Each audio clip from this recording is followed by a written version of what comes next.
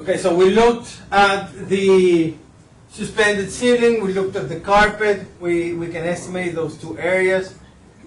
If we want to estimate the walls, right? We have on the walls, we need paint. So what type of condition do we want to create to measure those walls?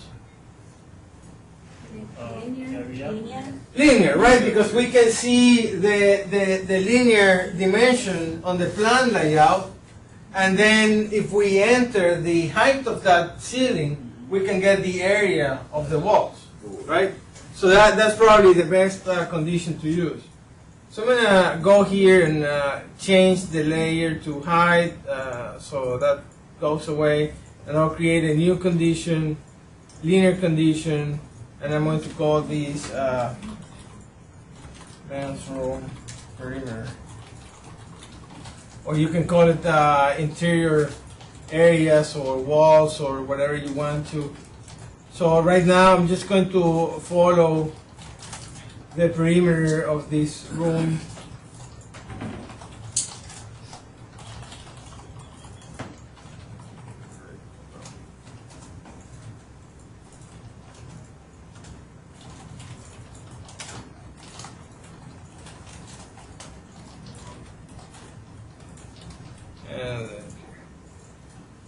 So I got 95 linear feet. If I go to A51 to see the cross section here, I can see that the dimension, I think it said before in the specifications, it's 9 feet something, right? Well, here it says 8 feet 6 inches. The height, but that's up to the suspended ceiling, right? The board goes all the way to the top. So the board is a little higher than that. We have the top of concrete beam here. Not sure what the dimension is. It's 9 feet up to this point. The ceiling? Quarter to an inch. Yeah. Let me go to that drawing, A51. Maybe I need to take that dimension by hand. This is a 3/4 to a foot scale. Right, so the dimension I want is from the floor all the way to this ceiling here, 10 feet 10 feet 3 inches. What did the other drawing said? I don't remember those cases. That's just slide through it.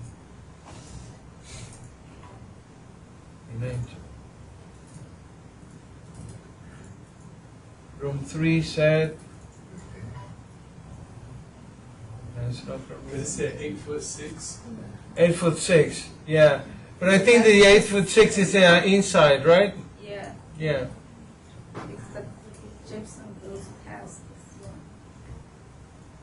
one. So if you want to consider the area that you need for the boards, right? This board seems to go all the way up here. So it will be 10 feet 3 inches. So the height will be 10 feet 3 inches, right? I thought we were talking about the paint. Yeah. Well, there's a couple of things that you need for that finish. You need the board, and then you need to paint the board, right? So the board goes all the way to the roof, although the paint stops at the suspended ceiling. You're not going to paint over that suspended ceiling.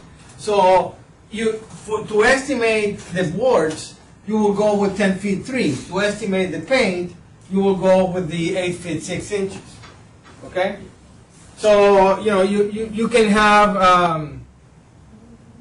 this is one place where the trick of duplicating the condition is going to be very helpful. Because if we go to this plan layout, right, I have made a perimeter condition, a linear condition to measure that perimeter, right? And that I set the height of that perimeter to 10 feet 3 inches, and I can write down in my notes, you know, this condition should be used to estimate the drywall. Okay? So when I make that note and I look at the estimate, when I look at the takeoff, I can see that this condition is has a 10 feet 3 inches height. Then I can just go back and duplicate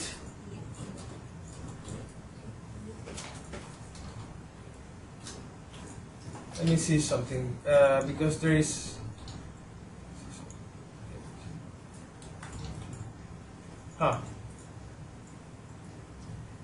that's not going to do what I want to do. Let me see. Okay, let me try something here real quick because I am not sure. Good. Then the copy. Perimeter.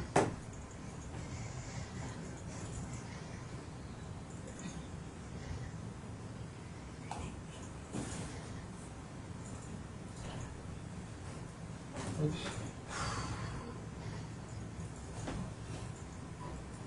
Now that didn't do what I wanted to.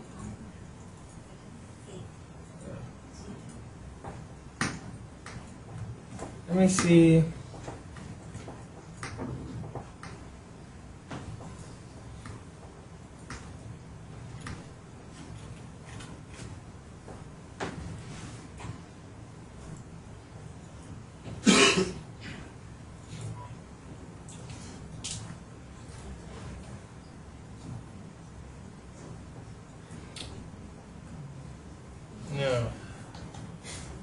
I'm trying to find, to see if there is a tool in the software that will allow me to duplicate this takeoff and just reassign the height.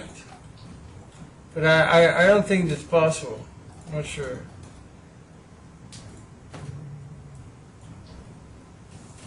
If you guys can find it, let me know.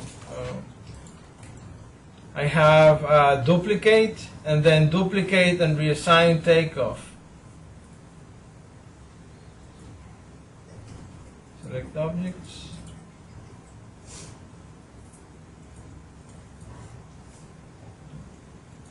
Yeah, when I duplicate the condition, it creates that new condition over here, but then the objects are not included.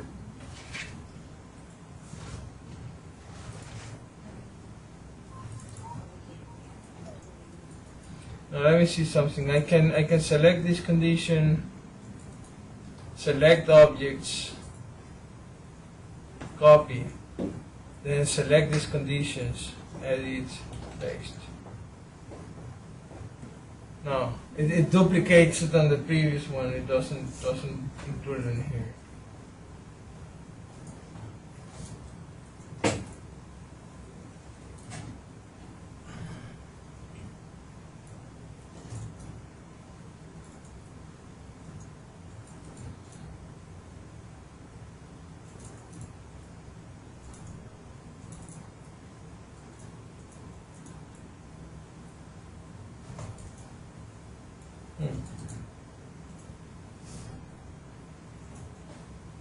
Guess I never had that idea before.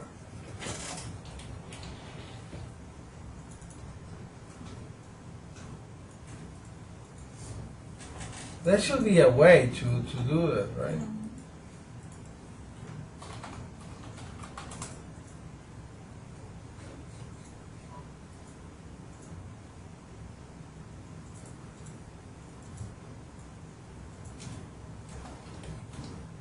No, when I paste it, it brings it into a different layer, which is a problem.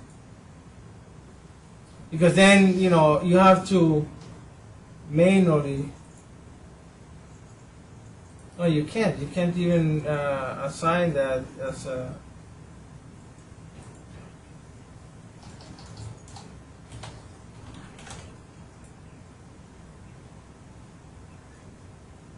Yeah. I don't know. It's not working for me.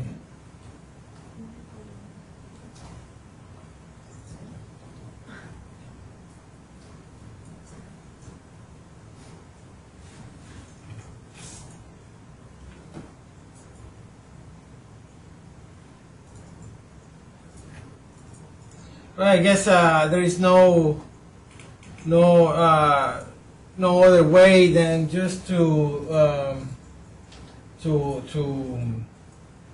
manually, take your new perimeter and then do another takeoff. Dr. Farias, Yeah.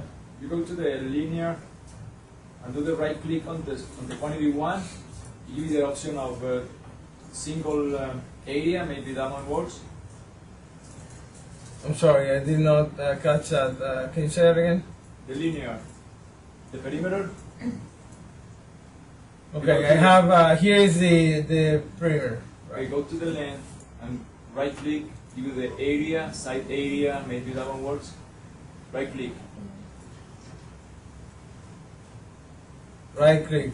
on that one, yeah. It doesn't right click anything. You can do left.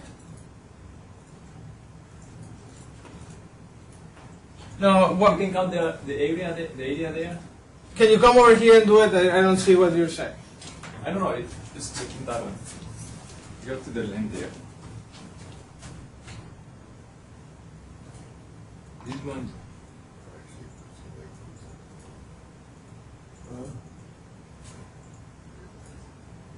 You cannot. Well, You can use this space. okay, Surface area on both sides. right. But what are you trying to do? Oh, No, see, let me explain what the problem is. Maybe I have not explained the problem right. This is what I'm trying to do.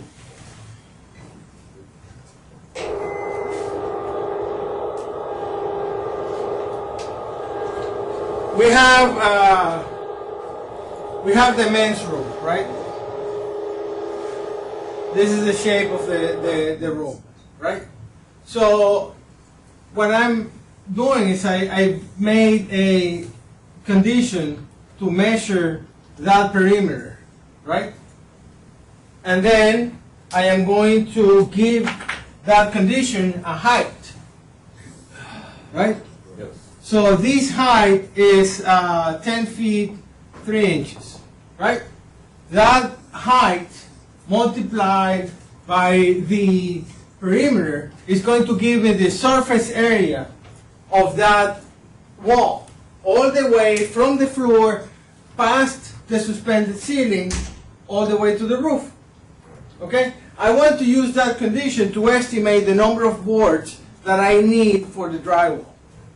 What I'm trying to do is to create another condition that is going to be the exact same footing that I have, but then I'm going to give a different height.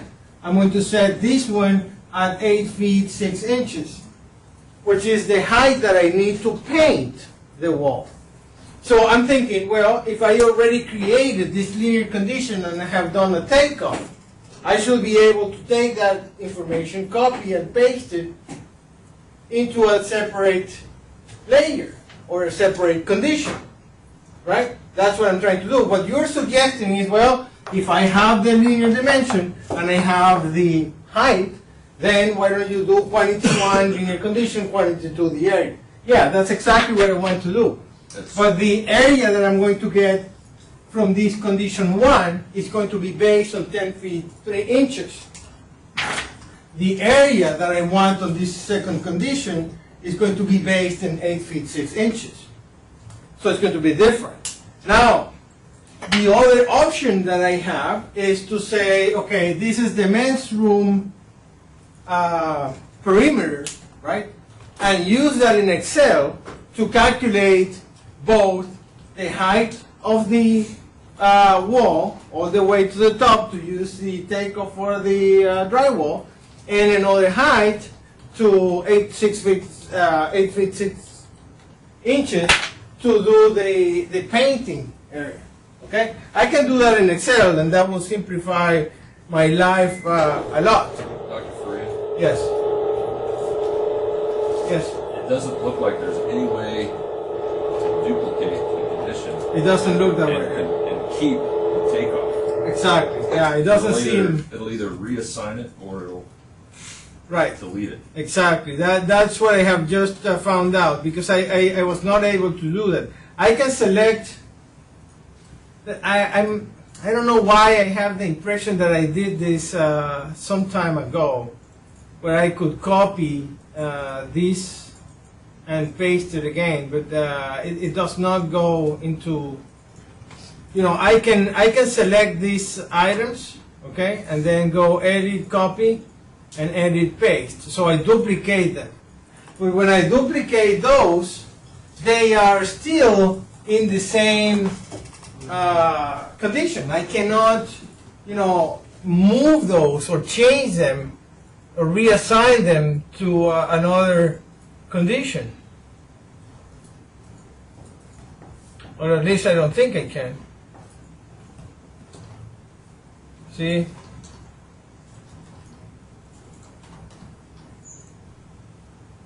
Paste.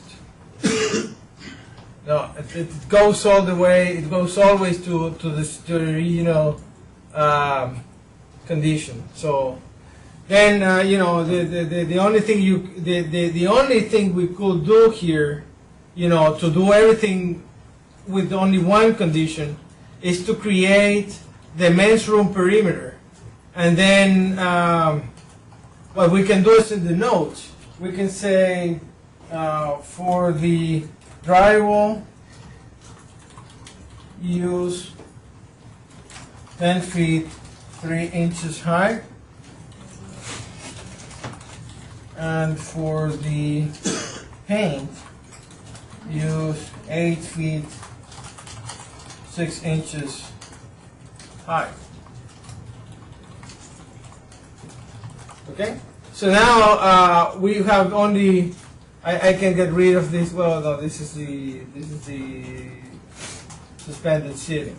Now, when you go to Excel, right, and you go to your OST tab, what you can do is from the takeoff, take this men's room perimeter, copy, paste it onto Excel.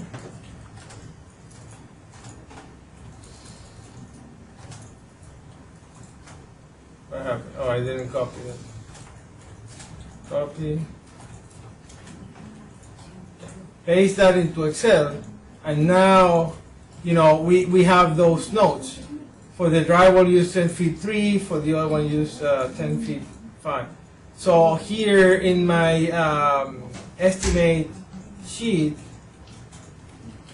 I can have finishes.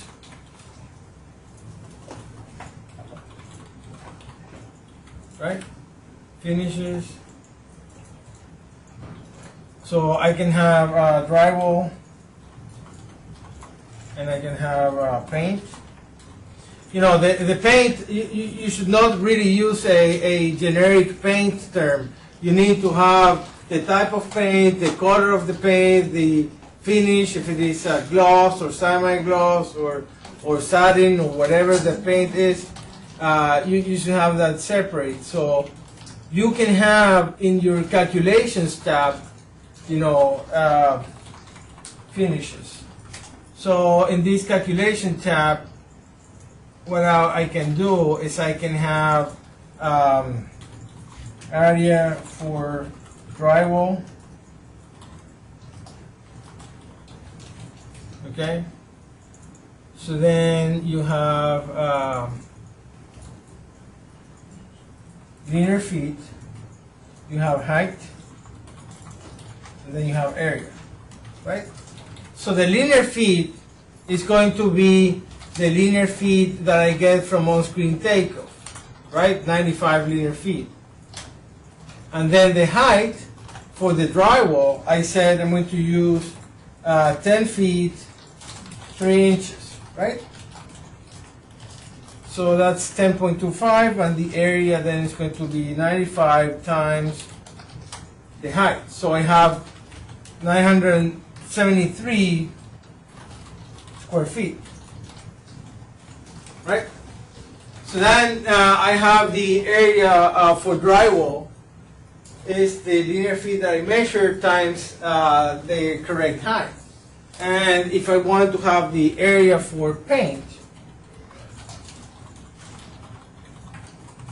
then I have the linear feet that comes from on-screen takeoff multiplied by a height, but now the height is 8.5, right? 8 feet 5 inches. And then the area, it's 807 square feet. Right? Is that clear? So that's one way you can do to use the same condition created by on-screen takeoff to estimate the height, or to estimate the two different materials. One is for the drywall, and the other one will be for the paint, because the two areas are different, but they are based on the same linear takeoff that you had on your floor. Is that clear? Is that clear? Yes. You could just redo another. Yeah, you can linear- redo it. Yes, of course, And but once we we're, take off. you know, we're trying to make things, you know. Well, there is an advantage to redo it. The advantage of redoing it is that you will make sure that you did it right the first time. If the two numbers are the same, then you know that you did it correct. If you see a difference, then you may say, hey, I'm considering something somewhere that I didn't consider on the other one, right?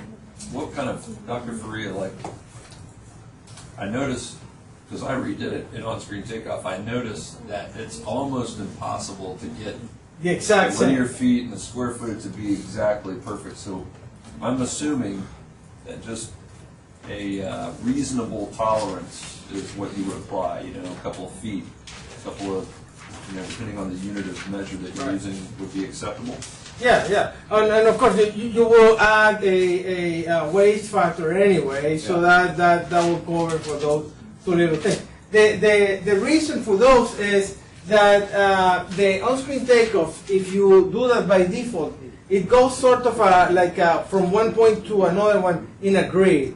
So when you do one estimate, you can stop on the left point, and on another estimate, you can stop on the right one, Yeah. and then there's going to be that small difference. Yeah.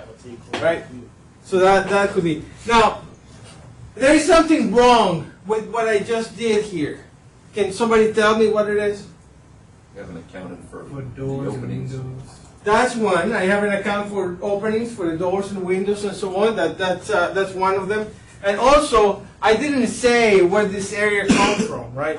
I should specify exactly where is that area coming from. So I have finishes. I should have here men's locker room. So then I know that this area that I am accounting for comes from the men's locker room. And then this helps you because if you have white paint on the men's locker room and you have white paint on the corridor, then as you have the different areas, you can add those areas to calculate the amount of paint that you need using the same type of paint. If you have yellow and red, then it gets more complicated. Like this room, for example. In this room, we have white paint on these walls, but we have yellow on the back. So now, you know, you have to break that down into what walls will have yellow paint, which walls will have white paint. And that's where we're really having two separate linear conditions can help. Because you can measure what is white, and then you can measure what is yellow, and have the accounting for the paint over there. So as you can see, there's many different ways to do the estimate. Some people would use, like I did right now, one condition and then in Excel break it down. Or you can have several conditions, one for each one of the type of estimate that you need to do. Is that clear or not? So I may want to have here, you know, men's locker room, right? And then keep going with other ones.